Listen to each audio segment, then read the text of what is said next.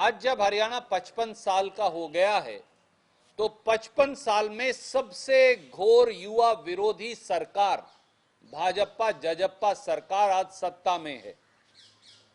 खट्टर सरकार और हरियाणा भर्ती सेल काउंटर यानी हरियाणा स्टाफ सिलेक्शन कमीशन ने एक बार फिर हरियाणा के युवाओं के गुण, उनकी काबिलियत और क्षमता का भद्दा मजाक उड़ाया है।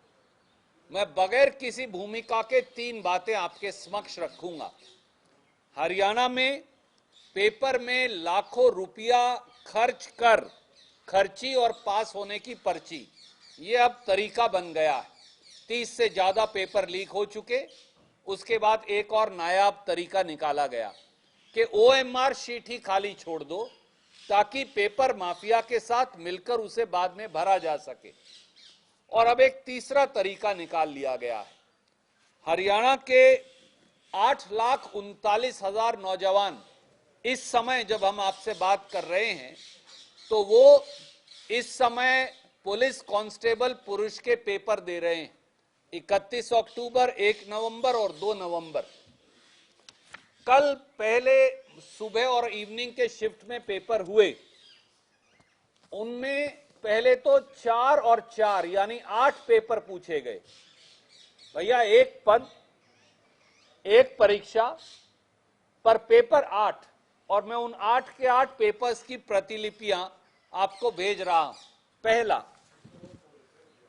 परीक्षा 1, पद 1, आप एक ही दिन में 8 पेपर कैसे दे रहे हैं? और 8 पेपर अगर आप देंगे, जिनकी कॉपियां मैं आपको भेज रहा हूं, जो अभ्यर्थियों ने, परीक्षार्थियों ने मुझे भेजी हैं, तो उनके आधार पर उनकी योग्यता की जांच कैसे होगी?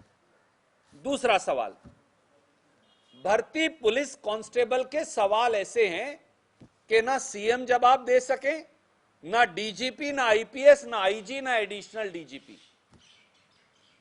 HSSC ने साफ लिखा है अपने इश्तिहार में, और उसकी कॉपी भी मैं आपको भेज रहा हूं, कि सवाल ऐसे पूछे जाएंगे जो 12वीं के योग्य हों, पढ़ा लिखा आदमी जिनका जवाब दे सके और 12वीं कक्षा के हों। ये मैं नहीं कह रहा, उन्होंने बाकायदा लिख के ये शर्त रखी है और मैं उसकी प्रतिलिपि आपको भेज रहा हूं।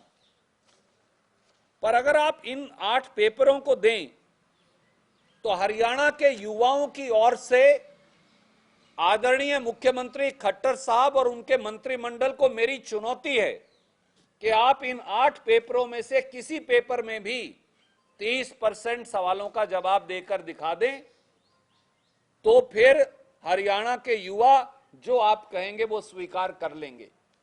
हरियाणा के सम्मानित डीजीपी और उनके आईजीज को मेरा निमंत्रण है कि पत्रकार इन्विजिलेटर बन जाएं और आपकी देखरेख में बगैर नकल मारे इनमें से 30 पैसे सवालों का जवाब देकर दिखा दें।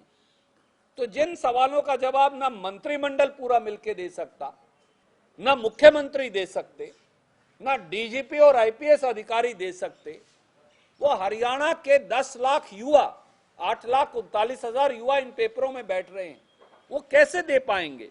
क्या ये एक भद्दा मजाक नहीं?